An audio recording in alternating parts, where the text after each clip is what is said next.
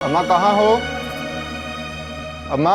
अरे शोर क्यों मचा रहा है? खाना निकाल रही हूँ। अम्मा खाना छोड़ें, ये बताएं ये फोटो मेरे कमरे में कहाँ से आई? मैंने रखी थी। मगर किस लिए? ये आपको कहाँ से मिली? अरे बेवकूफ, तुझे दिखाने के लिए। अगर तुझे ये पसंद आती है तो तेरे रिश्ते की बात करूं। इसके साथ? क्यों, तुझे नहीं पसंद? नहीं। अच्छा, तो मैं मना कर देती हूँ। मेरा मतलब नहीं। मतलब पसंद नहीं है फिर भी नहीं?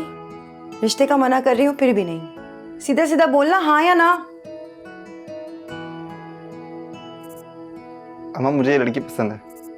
क्या वाकई? मुकर तो नहीं जाएगा ना? हाँ। मुकर जाएगा? अरे अम्मा मेरा मतलब नहीं। मतलब वाकई? मेरा बच्चा, तूने मेरा दिल खुशी से भर दिया आज।